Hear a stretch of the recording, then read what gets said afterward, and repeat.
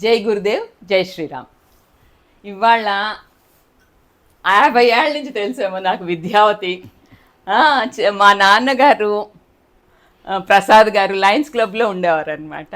So మా daddy చిన్నప్పుడు మేము 6 ఏళ్ళు ఉన్నప్పుడు కాడి నుంచి లయన్స్ క్లబ్లో సేవా కార్యక్రమాలకి వాటికి వెళ్ళేవాళ్ళం. సో ప్రసాద్ గారు నాకు కనీసం 60 ఏళ్ళ నుంచి తెలుసు అనమాట. ఇప్పుడు నాకు 66 ఏళ్ళు. 6 ఏళ్ల వయసు నుంచి మేము క్లబ్కి వెళ్ళేవాళ్ళం. సో 60 ఏళ్ళ నుంచి ప్రసాద్ గారు తెలుసు. విద్యావతి 50 ఏళ్ళ నుంచి, వాళ్ళ పెళ్ళైన తర్వాత కదా విద్యావతి మనకు తెలిసింది. సో విద్యావతి తెలుసు. అసలు వాళ్ళు చేసే దానాలు కానీ అదర్థ సేవా కార్యక్రమాలు కానీ అసలు ఏంటంటే అది చెప్పడానికి వర్ణించడానికి కూడా చాలా కష్టం. ఏది ప్రతి దాంట్లో ఇప్పుడు ఏంటంటే ఒక వీల్ చైర్స్ ఇవ్వడం కానీ అసలు ఆ టైంలో క్లబ్లో అన్నీ చేసేవారు సేవా కార్యక్రమాలు. కానీ ఏదైనా ఒకటి అన్నదానం అంటే ఫస్ట్ ఉండేవారు అనమాట. ఆ తర్వాత ఏదైనా దేవుడి గుళ్ళకి ఏదైనా ఇవ్వాలంటే ఫస్ట్ ఉండేవారు. ఆ తర్వాత ఓల్డ్ ఏజ్ ఐ ఆపరేషన్స్ కానీ మళ్ళీ ఓల్డ్ ఏజ్ హోమ్ ఒకటి కట్టించారు. అసలు ఏదైనా కానీ మొదట ఏదైనా ఒక దానం చెయ్యాలి అని అంటే ప్రసాద్ గారు ఫస్ట్ ఉండేవారు. మాతృఛాయ అవునవును. అవన్నీ మళ్ళీ ఇంటర్వ్యూలో చేద్దాం. ఇవాళ అదృష్టం కొద్దీ మనకి నైమిషారణ్యం నుంచి ఒక గురువు గారు వచ్చారు, అది మెయింటైన్ చేసే ఆయన. సో వాళ్ళకి నిన్న తన పుట్టినరోజు అయింది. సో 1,00,000 రూపాయలు డొనేషన్ ఇద్దాం అనుకున్నారు.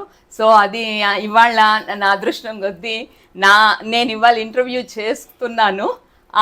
నేను కూడా ఆయన్ని కలవడం అయిందనమాట. నిత్యాన్నదానానికి కూడా ఇచ్చాను అంతకుముందు. రండి.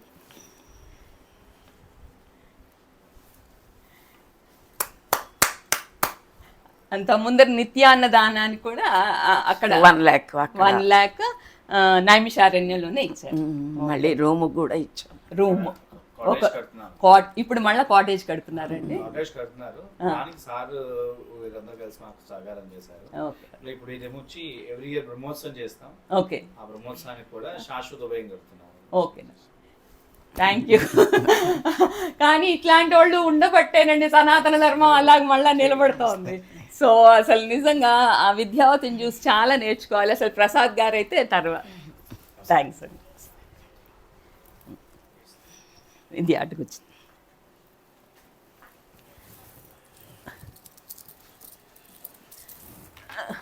ఓకే, నమస్తే అండి.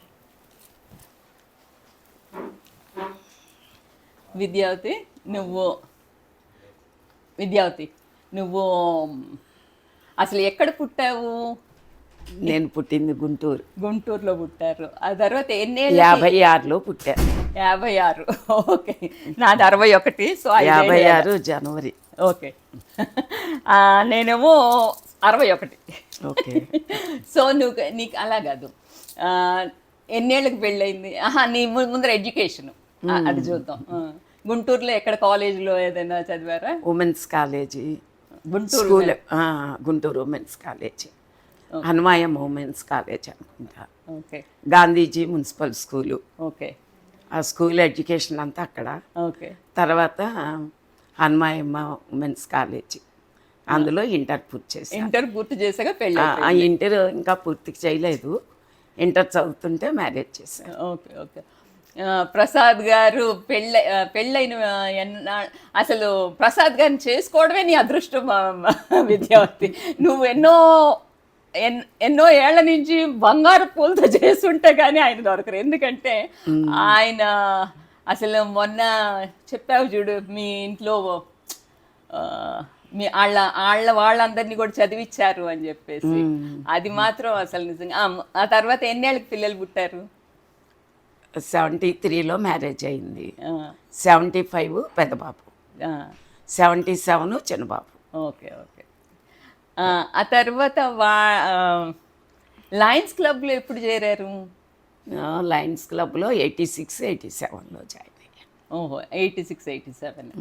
సో లైనెస్లో అప్పుడు లైన్స్ ఉండేది కదా.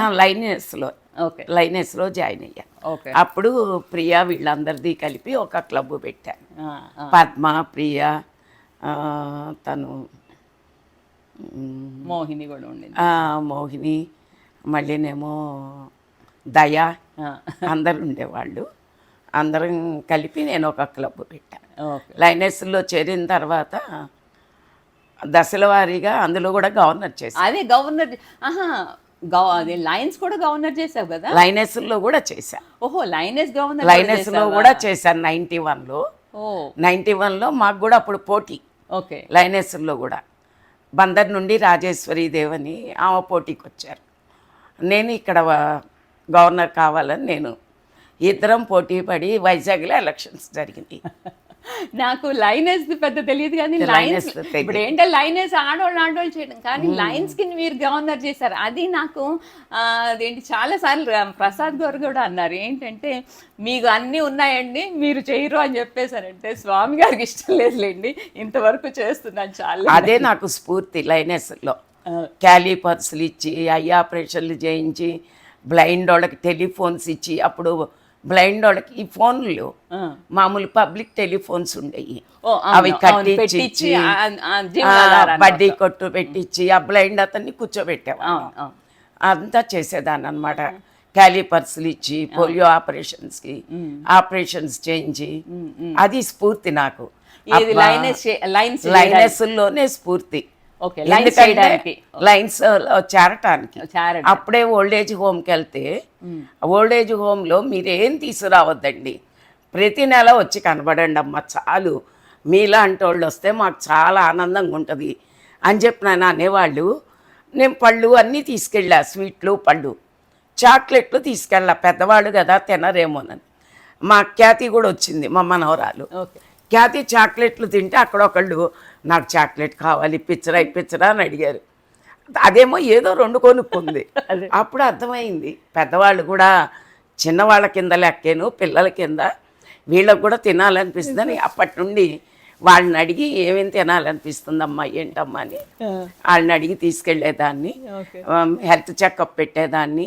చీరలు తీసుకెళ్తే అమ్మ నాకు ఈ కలర్ ఇవ్వరా, నాకు ఈ కలర్ ఇవ్వరా,